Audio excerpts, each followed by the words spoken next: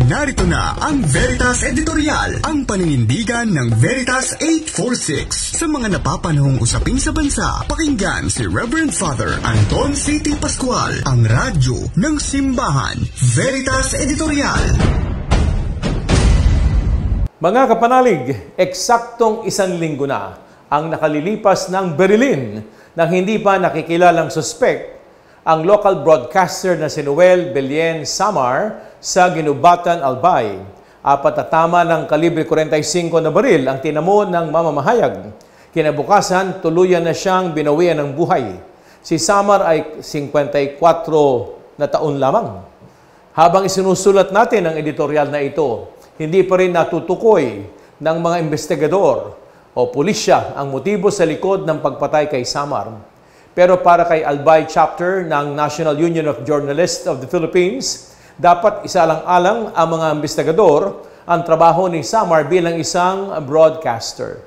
Kilala si Samar na kritiko ng kasalukuyang gobernador ng Albay na si Noel Rosal.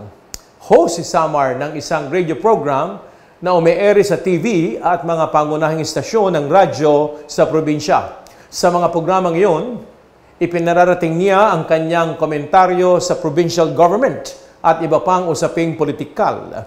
Maanghang na mga puna rin ang ipinopost niya sa social media. Kilala nga si Samar bilang Mr. Bullseye. May nakikitang pattern ang mga grupo ng lokal na mamamahayag sa mga pag-atake sa mga local media practitioners sa Bicol. Ang Albay Chapter ng NUJP ay nakapagtala na nga ng maraming kaso ng paggigipit, pananakot at yung tinatawag po nating red tagging sa mga mamamahayag mula pa noong 2023. 17 ang sinumpahan ng kasong cyber libel.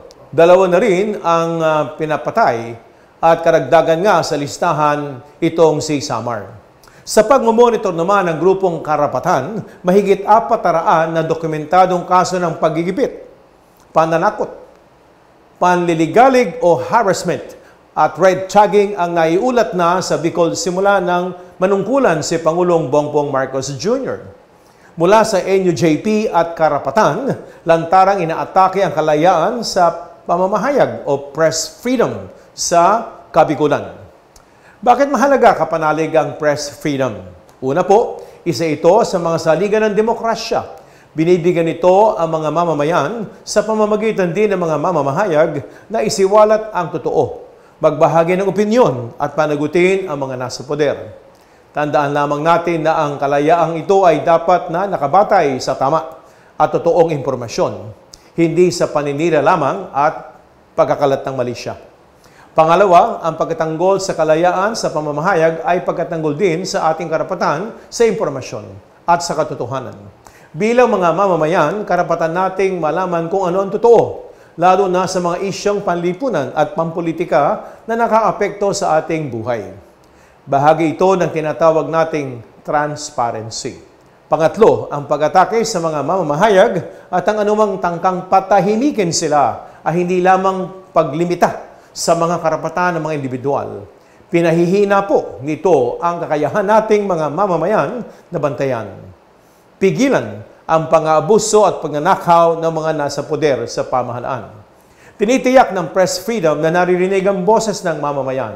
Ilang araw ngang pagkatapos niyang maging bagong Santo Papa, nanawagan agad si Pope Leo XIV na palayain na ang mga mamamahayag na ikinulong dahil sa pag-uulat nila ng mga totoong nangyayari at dahil sa pagtataguyod ng natatanging biyaya ng malayang pamamahayag. May mga pahayag ang ating Santa Iglesia na maaaring salungat sa pananaw na ito ni Pope Leo XIV, pero malinaw ang turo ng Santa Iglesia. Hindi natin makakamit ang kabutihang panglahat o common good kung itinatago ang katotohanan. Katotohanan inaalam, sinusuri, isinisiwalat ng mga mamamahayag. Mga kapanalig, hindi natin maiaalis na kahit sa larangan po ng media, may mga mamamahayag na hindi tapat sa tungkulin nilang pangalagaan at panaganapin ang katotohanan. Ang iba'y biased, ika nga.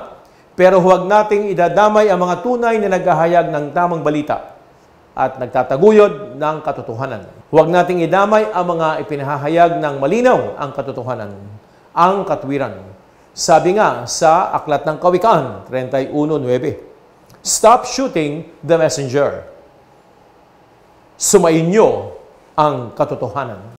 Inyong napakinggan ang Veritas Editorial. Ugaliing pakinggan ang Veritas Editorial kasama si Reverend Father Anton C.T. Pascual. Veritas Editorial.